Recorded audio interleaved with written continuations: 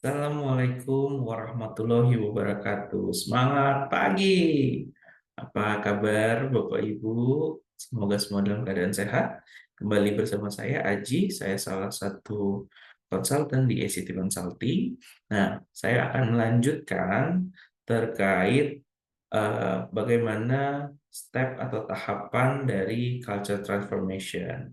Oke. Nah, jadi kalau kita melihat lebih lanjut terkait dengan step of culture transformation ini, mungkin di pertemuan-pertemuan sebelumnya kita sudah mendapat gambaran bagaimana prosesnya sendiri ada 10 langkah transformasi budaya organisasi. Nah, di sini kita sudah eh, tahapan terakhir adalah kita akan masuk terkait mengevaluasi progres. Jadi saya akan menjelaskan terkait mengevaluasi progres sendiri seperti apa. Oke. Nah, eh, sebelum kita mulai, kira-kira apa yang akan terpikirkan dalam proses mengevaluasi progres? Nah, jadi sebetulnya ada beberapa cara dan ini yang saya sampaikan bukanlah baku harus dilakukan, tetapi bisa menjadi salah satu mungkin tergambaran atau mungkin nantinya bisa jadi insight Bapak Ibu untuk diterapkan dalam proses transformasi budaya organisasi di perusahaan Bapak Ibu. Oke. Nah, jadi kalau kita lihat di dalam proses mengevaluasi atau evaluatif progress ini menjadi hal yang penting. Jadi, kenapa ini menjadi yang penting? Karena untuk memastikan bahwa seluruh aktivitas yang telah dilakukan, yang pernah direncanakan, prosesnya, programnya itu sudah dilakukan sesuai dengan rencana. Maka perlu dilakukan evaluasi secara berkala.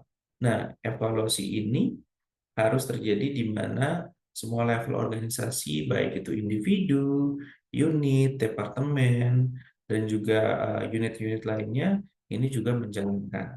Nah, frekuensi evaluasi bisa disesuaikan dengan kebutuhan, baik itu dalam skala besar atau kecil dari organisasi. Dan kegiatan ini bisa menjadi bagian dari agenda evaluasi kinerja organisasi secara keseluruhan.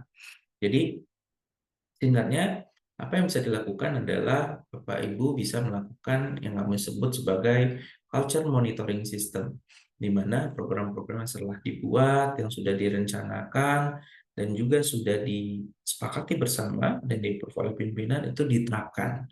Nah, prosesnya kembali lagi, itu programnya bisa beragam. Ada yang prosesnya setiap bulan, ada yang sebulan dilakukan 2 kali, 3 kali. Nah, itu bergantung dari programnya seperti apa. Nah, dari program yang sudah dibuat, action plan itu, kita monitoring seberapa dilakukannya. Kalau kita lihat lebih lanjut, semisal, oh programnya nggak berjalan dengan baik. Nah, itu yang perlu kita lihat dan kita kaji. Kenapa tidak berjalan dengan baik?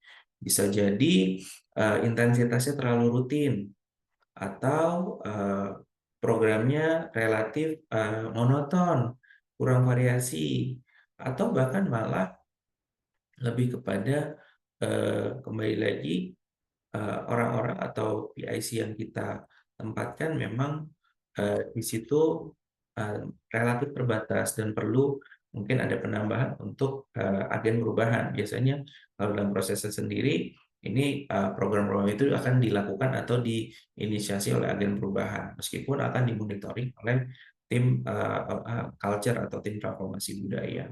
Nah, jadi hal itu bisa dievaluasi.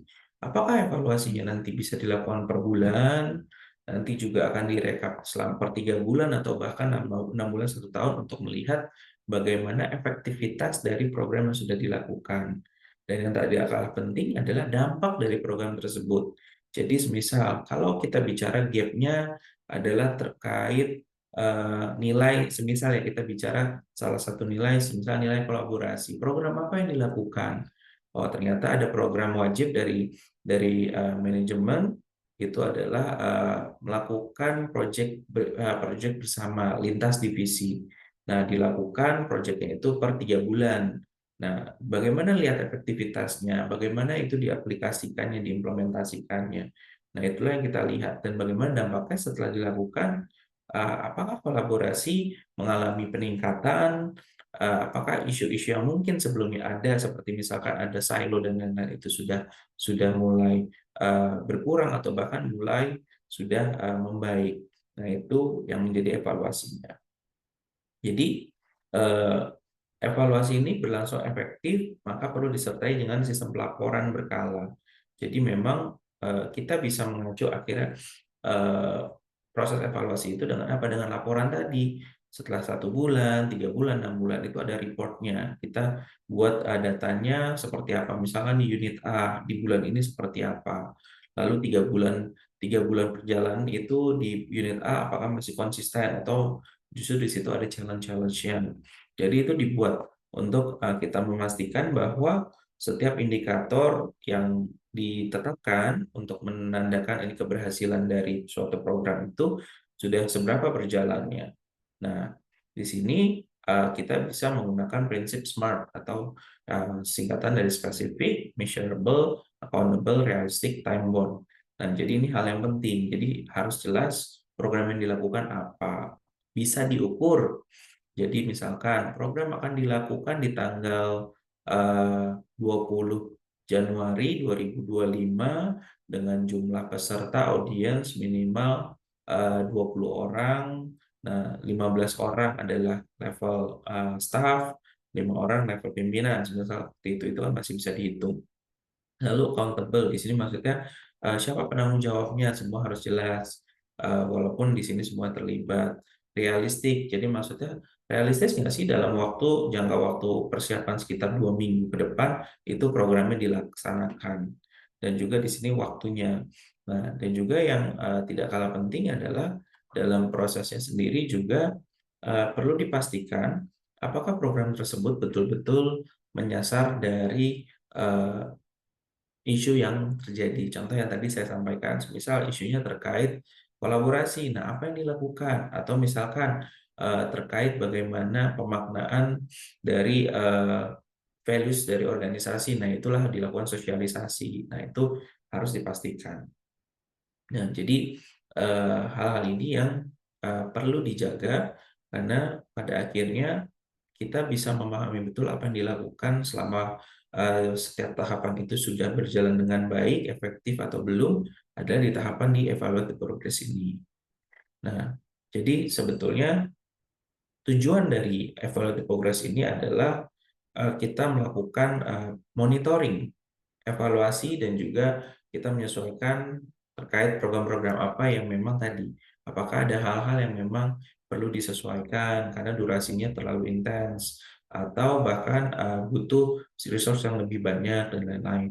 Jadi di sini pastinya di situ ada hal-hal yang mencakup di dalamnya. Pertama, proses dan rencana, lalu hasil dengan indikator kinerja, lalu dampak dengan agenda perubahan, yang berikutnya biaya dengan anggaran, berikutnya waktu dengan jadwal, berikutnya sasaran dan tujuan, dan terakhir solusi dengan tantangan yang dihadapi. Jadi kita memastikan bahwa dengan evaluative progress ini transformasi budaya bisa berjalan dengan lebih optimal sesuai dengan agenda yang sudah ditetapkan baik oleh manajemen ataupun yang sudah disepakati dengan approval dari pimpinan. Nah, itu cara pertama untuk culture monitoring system untuk melihat program. Lalu cara kedua bisa apa? Nah, cara kedua adalah kita bisa melakukan tahapan yang hampir sama dengan mengidentifikasi gap. Nah, jadi kita bisa melakukan survei, kita bisa melakukan pengukuran yang sama. Tujuannya adalah kita akan melihat komparasinya, bagaimana pengukuran sebelum kita melakukan intervensi dengan program-program tadi, dan bagaimana setelahnya. Jadi kita komparasi. Kita lihat apakah ada kenaikan atau relatif sama atau bahkan malah mengalami penurunan. Nah, itulah kita jadi mendapatkan data bagaimana dari proses yang kita sudah lakukan, apakah betul sudah berdampak baik atau malah mungkin kurang berdampak. Nah, kita juga jadi bisa mengevaluasi mana yang sebetulnya program-program yang kita betul-betul butuh upaya lebih, namun ternyata dampaknya relatif minim.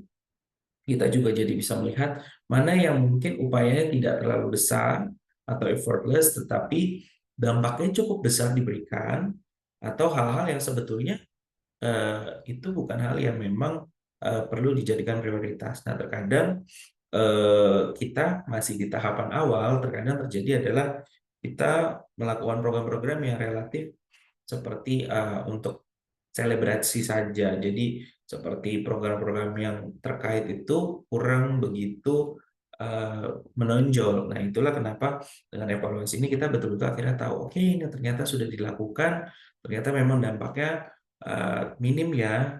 Apa ya yang bisa besar, nah itu bisa kita terus benahi, kita bisa develop lebih lanjut program yang akan dilakukan ke depannya. Oke, nah jadi disinilah tahapan yang memang menjadi salah satu kunci dalam proses 10 langkah transformasi budaya organisasi ini. Kita bisa tahu ibaratnya adalah before and after, dan setelah itu kita tahu dengan current situation ini apa yang harus kita lakukan ke depannya. Gitu. Oke, mungkin sekian insight kita di hari ini. Terima kasih Bapak Ibu untuk waktunya. Semoga apa yang saya jelaskan ini bisa membawa kebermanfaatan. Sampai ketemu di kesempatan berikutnya. Semangat pagi!